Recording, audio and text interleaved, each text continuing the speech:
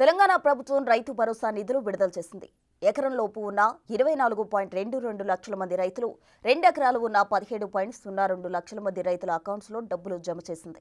మొత్తం 41.25 లక్షల మంది ఖాతాల్లో 2349.83 కోట్లు పడ్డాయి. 9 రోజుల్లోగా 70 లక్షల పైగా అన్నదాతల అకౌంట్లో డబ్బులు జమ చేస్తామన్నారు సీఎం రేవంత్ రెడ్డి. రైతుల ఫోన్లు చెక్ చేసుకోవాలని, వారం రోజుల్లో అందరికీ జమ అవుతాయని స్పష్టం చేశారు.